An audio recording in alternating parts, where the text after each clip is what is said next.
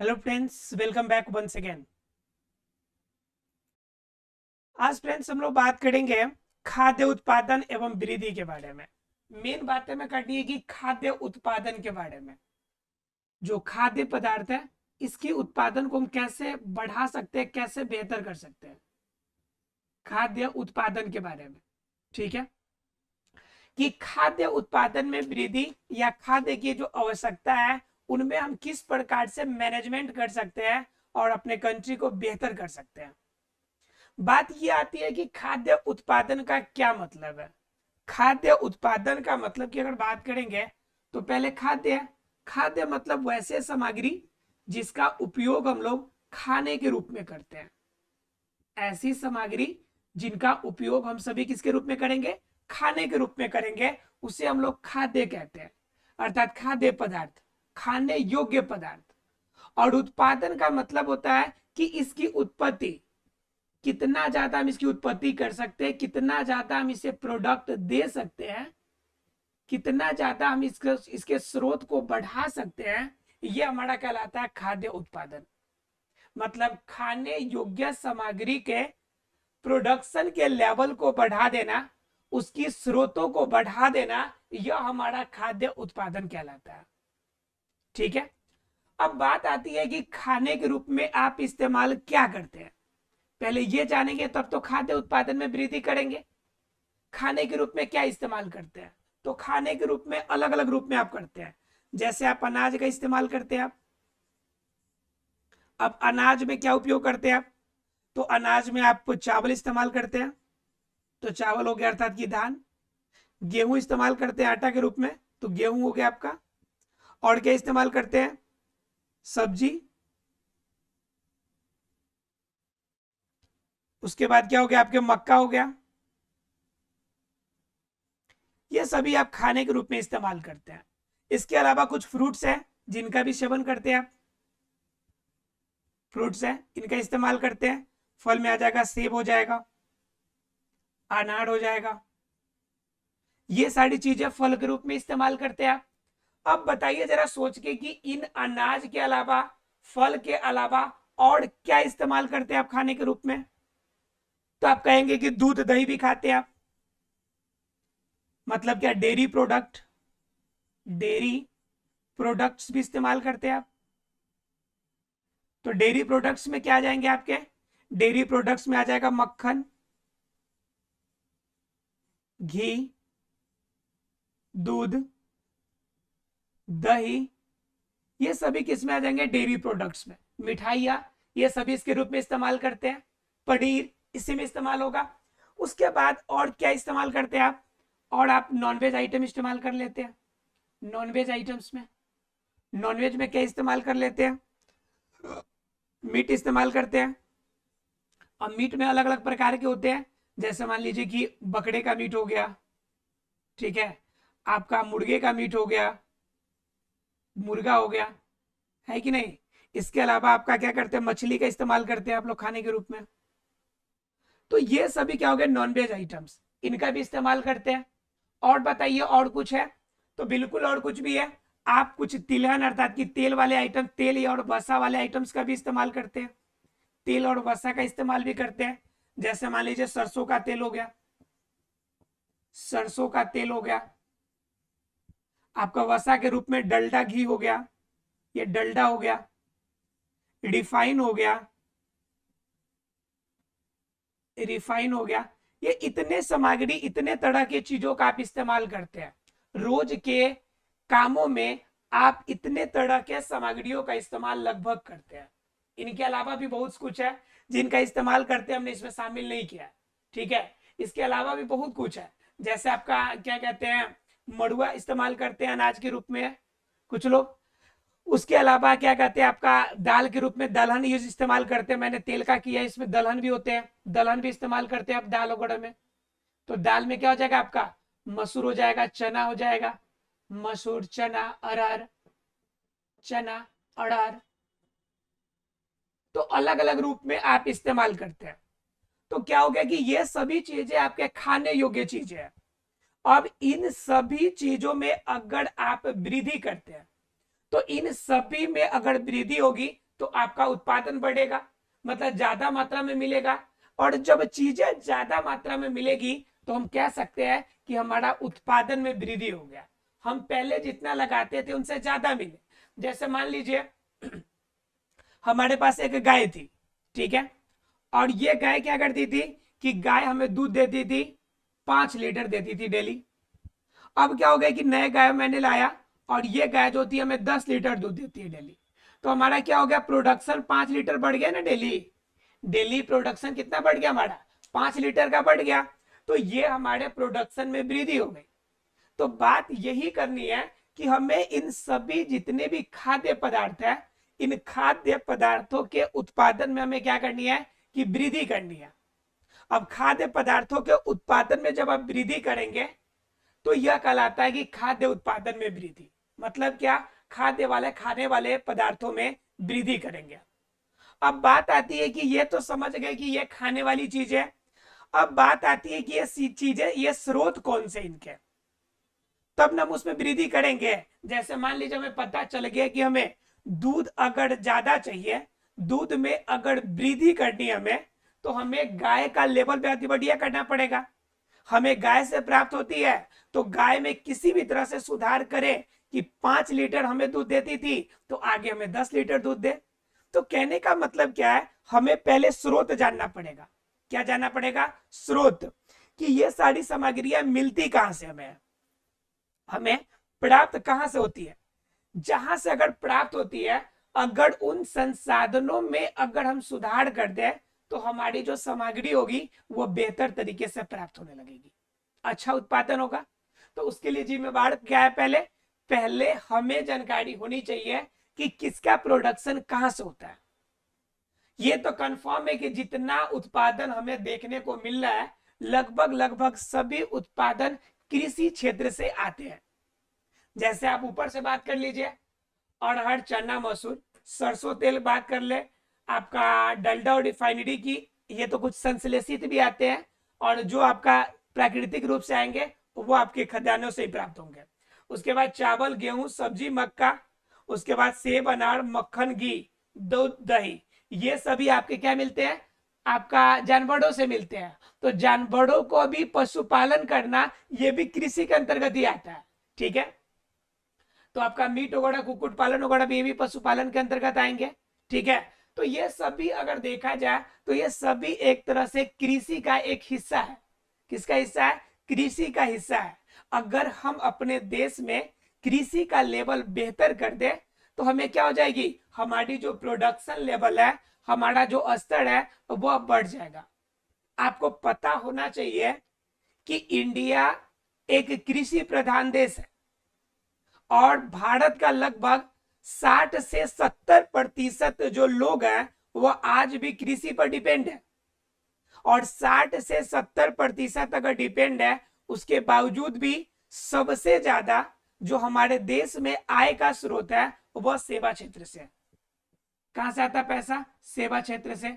जबकि ज्यादा लोग हमारे लगे हुए कृषि में, तो सबसे ज्यादा पैसा हमारे पास कहां से आना चाहिए, कृषि से आना चाहिए। लेकिन कृषि से सबसे ज्यादा पैसा नहीं आ पाता है।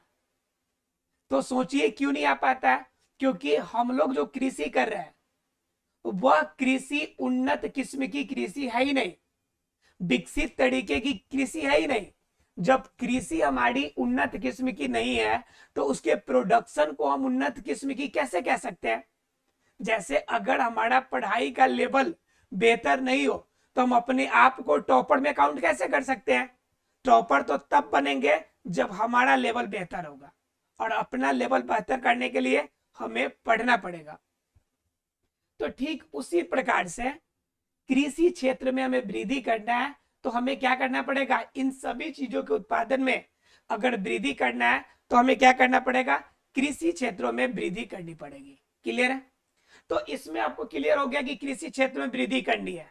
अब कृषि क्षेत्र के पहले पार्ट हम लोग को स्टार्ट करेंगे पशुपालन के रूप में, कि अब इनमें वृद्धि करेंगे तो पहले पशुपालन में वृद्धि करके देखते हैं कि उनमें कैसे वृद्धि करेंगे तो हमें क्या बेनिफिट होगी। ठीक है, चलिए स्टार्ट करते हैं पशुपालन को। तो देखिए पहले हम लोग बात करेंगे इसमें पशुपालन के बारे में। किसके बारे में, पशुपालन। अब आप ये पहले जैसा डिफाइन कभी नहीं कीजिएगा कि पशुपालन का मतलब सिर्फ इसके अंदर पशुओं का पालना होगा, सिर्फ पशु का पालना ही पशुपालन कहलाएगा, ऐसा कभी नहीं सोचिएगा। और ऐसा ये भी नहीं सोचिएगा कि ये सिर्फ कृषि, ये सिर्फ आपका पशु के बारे में है, यह एक कृषि क्षेत्र का पार्ट है। जो कृषि होती है, जो एग्रीकल्चर होता है, एग्रीकल्चर का यह एक पार्ट है। किसका पार्ट है? एग्रीकल्चर का, अर्थात कृषि का एक पार्ट है। अब बात कर लेते हैं जरा पशुपालन में। तो पशुपालन का मतलब आप क्या समझते हैं? पशुपालन का मतलब आप एक ही बात समझते हैं कि पशुओं को पालना।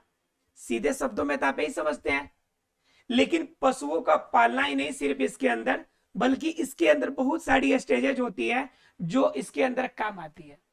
अब मैंने एक बात अभी बताई आपको कि लगभग 60 से 70% लोग कृषि पर निर्भर है, ठीक है। और आपको बता दें कि अगर पशुओं की बात करें तो पूरी दुनिया का 70% आपके जो पशु मिलेंगे आपको, जो पशुपालन कैटेगरी, जैसे आपका कुक्कुट हो गया, जैसे आपका दुधारू गाय भैंस हो गए, ये सभी लगभग 70% पशु जो है आपके इंडिया में पाए जाते हैं। कहां पाए जाते हैं? इंडिया में पाए जाते हैं। अब जरा सोचिए कि दुनिया का 70% पशु है, तो जो आपका पशुपालन के उत्पाद है उनमें भी दुनिया में एक नंबर पे होना चाहिए, क्योंकि पूरी दुनिया एक तरफ और हम अकेले 70% कर रहे हैं। तो समझिए कि हमारा पशुपालन से जो प्रोडक्ट प्राप्त होगा वह भी दुनिया में एक नंबर रैंक पे होना चाहिए, लेकिन ऐसा बिल्कुल भी नहीं है। पूरी दुनिया में ऐसा बिल्कुल भी नहीं है कि हम आपका एक नंबर एक रैंक पे आ जाए। हम लोग का क्या है कि पूरी दुनिया में अगर बात करें तो सिर्फ 25% ही हम योगदान दे पाते हैं। कितना प्रतिशत? 25%। मतलब अगर दूध की बात कीजिएगा तो पूरी दुनिया में अगर 100 लीटर दूध प्राप्त होती है तो उसमें से 25 लीटर दूध आपको कहां से प्राप्त होती है? इंडिया से प्राप्त होती है।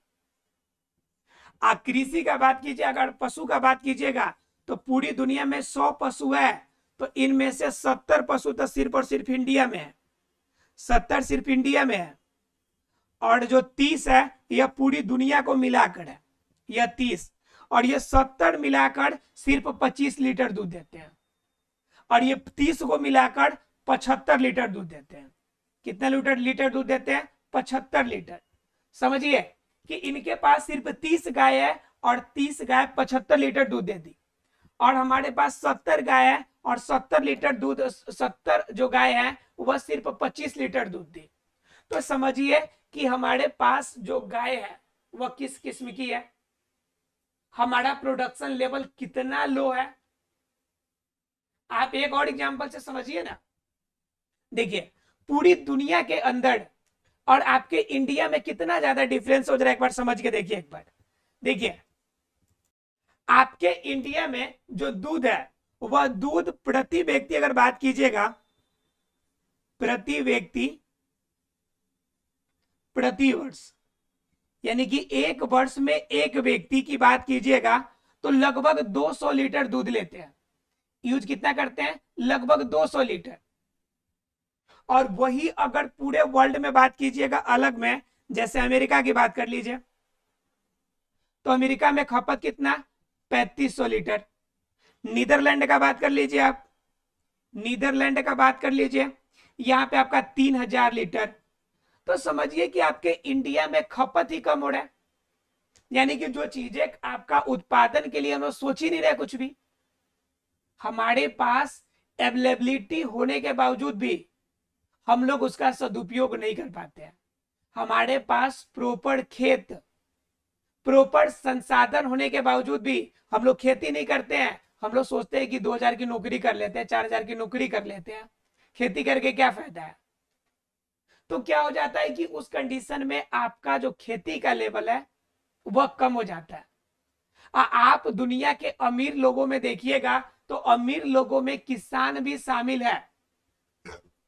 अगर बढ़िया से कृषि करते हैं तो किसान लोग भी एक अच्छे लेवल पे दुनिया में रैंक रख सकते हैं, लेकिन वो हम लोग कभी करते नहीं है। इसके पीछे रीजन है कि हमारे पास संसाधन की कमी है, हमारे पास टेक्नोलॉजी की कमी है कुछ, और हमारे पास सबसे बड़ी बात है कि हमारे अंदर डिमोटिवेशन है। हम लोग उनसे प्रेरित ही नहीं है कि हमें अपने खेतों में उत्पादन को बेहतर करना है, हमें अपने पशुओं की क्षमता में वृद्धि करनी है, इनके बारे में हमें विचार ही नहीं करना है। वो तो कहिए स्वामीनाथन जी का कि आपके कंट्री के अंदर कुछ विकास किया, कुछ हरित क्रांति की विकास किया, उसके बाद धीरे धीरे आपके अलग अलग श्वेत क्रांति हो गए, उसके बाद नीली क्रांति, पीली क्रांति, अलग अलग क्रांतियां हुई, जिनके वजह से कुछ उत्पादन क्षमता में वृद्धि हो गई। नहीं तो पहले अगर बात करते तो पहले तो उत्पादन की क्षमता और लो थी। जबकि ये बात कही जा रही है कब से, जिस समय से पहली पंचवर्षीय योजना आई तब से, और पहली पंचवर्षीय योजना 1951 से चल रही है। समझिए कि इस कंडीशन में कितना पीछे हम लोग। ठीक है, चलिए तो बात कर लेते हैं कि अब इसमें सुधार हम कैसे कर सकते हैं। ठीक है, बात ये आती है कि अब इसके अंदर सुधार कैसे होगा। ठीक है, अब इसमें सुधार कैसे कर सकते हैं, तो पशुपालन में सुधार तब भी हो सकता है जब हम क्या कर ले, अपने जो पशु होंगे उनकी क्षमता बढ़ा ले, उनकी उत्पादन क्षमता हमारे पास बढ़ जाए।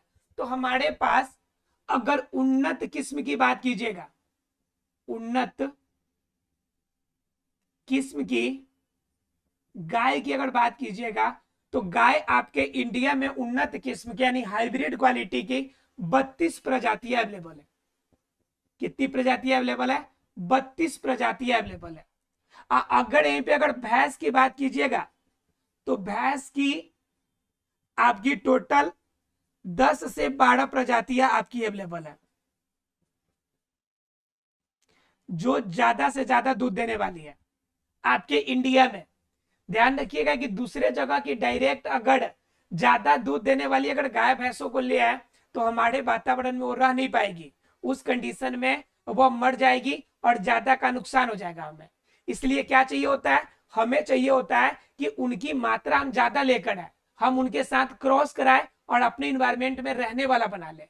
ठीक है ना, तो देखिए 32 प्रजातियां है, तो 32 प्रजातियां में आपका साहिवाल हो गया, साहिवाल है, रेड सिंधी है, रेड सिंधी है, ये सभी क्या है आपके, ये उन्नत किस्म की प्रजातियां है। और आपकी भैंस की प्रजातियों की अगर बात कीजिएगा तो इसमें नागपुरी आ जाएगा, नागपुरी, सुरती, ये सभी क्या है आपके, ये भैंस की उन्नत किस्म है। ये किस्म क्या करती है कि हमें प्रोडक्शन ज्यादा देगी हमें, जैसे दूध हमारे देसी के गांव की आपकी जो गाय होंगी वह 5 से 7 लीटर देगी 5 से 7 लीटर दूध प्रतिदिन। और वहीं पे अगर इसकी लीजिएगा तो ये हमें क्या देगी, 15 से 20 लीटर, कुछ आपकी 25 लीटर भी दूध देंगी। ये इतना ज्यादा दूध देंगी, तो समझिए कितना ज्यादा का अंतर है। सात्विक किस लगभग तिगुना का अंतर है, तिगुना चरगुना का अंतर आपका पड़ जाएगा अगर आप उन्नत किस्म के प्रजातियों को रखेंगे तो इस कंडीशन में आपका प्रोडक्शन थोड़ा सा वृद्धि हुआ पहले की अपेक्षा।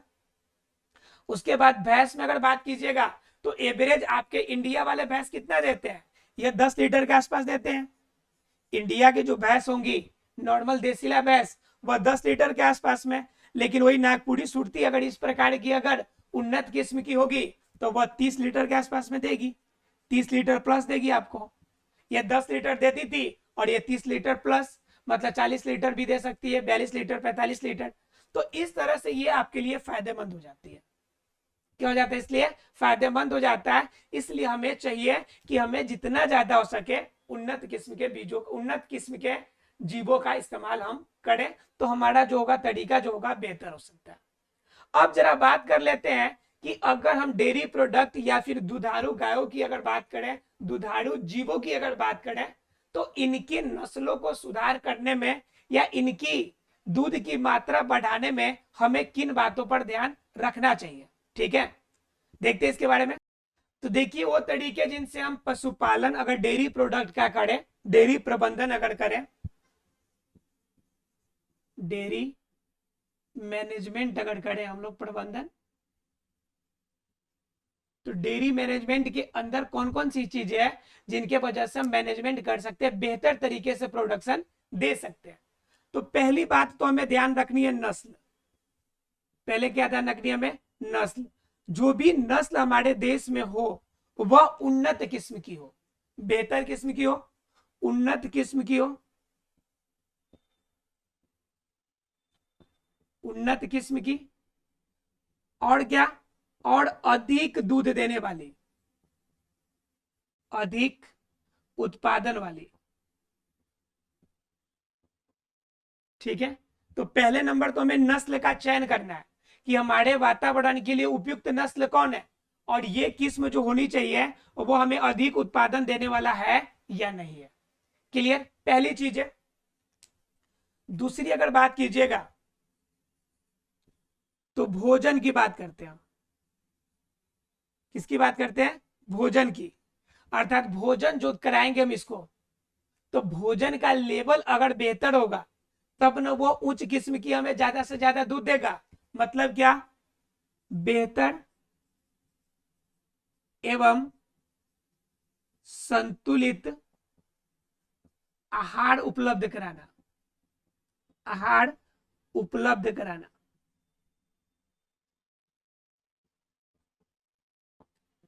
क्लियर है? यानी बेहतर और संतुलित आहार हमें क्या कराना है? उपलब्ध कराना है। उसके बाद किसकी बात करेंगे हम लोग? भोजन के बाद हमें देखभाल रखने की जरूरत है।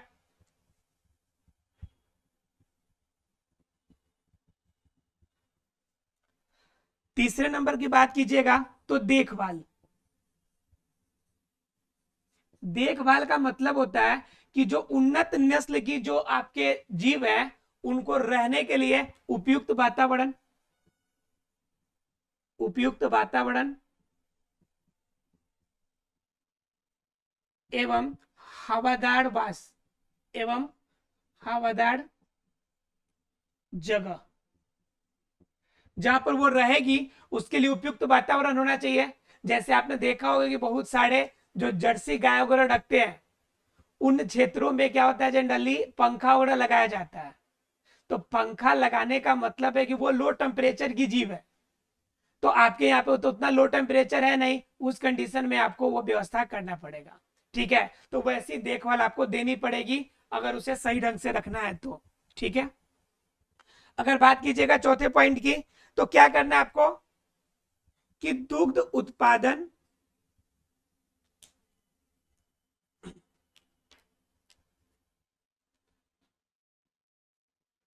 दुग्ध उत्पादन और भंडारण, दोनों चीज पर हमें ध्यान देना है। चौथा पॉइंट में क्या करना है हमें कि दुग्ध उत्पादन। अब मान लीजिए कि हमारा उत्पादन मान लीजिए कि 20 लीटर हो ही गया। हमारे पास अगर 5 गाय है, हमारे पास 5 गाय है और एक गाय 25 लीटर दूध देती है, तो गुने 25 कर लीजिए 25 लीटर से, तो यह 1.5 क्विंटल आपका क्या हो गया? दूध हो गया। अब इन 1.25 क्विंटल दूध को हम सही जगह पे अगर डिस्पोज ना करें, सही जगह पे अगर हम इस्तेमाल ना कर पाए हम, तो ये तो फट जाएगा, खराब हो जाएगा, तो फिर तो नुकसान होगा हमें। तो हमें दुग्ध उत्पादन करना, इसका सही तरीके से भंडारण करना, यह हमारे लिए जरूरी है कि जो हमारे पास उत्पादन होगा उनका सही तरीके से इस्तेमाल किया जा सके। ठीक है, तो ये हो गया हमारा चौथा पॉइंट कि हमें उत्पादन और भंडारण दोनों चीजों पर हमें प्रॉपर तरीके से ध्यान देना पड़ेगा। उसके बाद सबसे जरूरी जो पांचवा है वो है आपका पशु चिकित्सा। पशु चिकित्सा की, पशु चिकित्सा का मतलब क्या हो गया कि आपको किसी भी तरह से जब आप उत्पादन कर रहे हैं, अच्छा, तो आपके लिए चाहिए क्या कि आप कृषि में सॉरी पशुओं की प्रॉपर देख रेख कीजिए। आप किसी भी तरह की कोई प्रॉब्लम होती है तो तुरंत उसके लिए उनके डॉक्टर के पास अरेंजमेंट कीजिए, यानी डॉक्टर की सलाह आपकी जरूरी है। डॉक्टर की सलाह एवं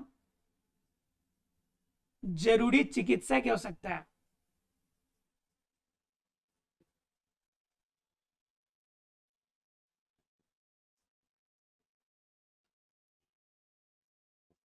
जरूरी चिकित्सा की आवश्यकता है, यानी कि 5 चीजें हैं जो आपको, ये 5 चीजें ऐसी हैं जिनकी अगर प्रॉपर तरीके से ध्यान दी जाए तो डेयरी प्रोडक्ट जो होगा आपका बेहतर तरीके से हमें प्राप्त होगा। ज्यादा बेहतर तरीके से प्राप्त करने के लिए हमें इन 5 तथ्यों को हमेशा याद रखना चाहिए। क्लियर है फ्रेंड्स? चलिए, आज हमने पशुपालन में डेयरी मैनेजमेंट को जाना, डेयरी प्रोडक्ट को जाना। अगले क्लास में हम लोग कुक्कुट पालन और अन्य पशुपालन के अन्य स्रोतों के बारे में जानेंगे। मिलते अगले क्लास में, तब तक के लिए thank you very much friends.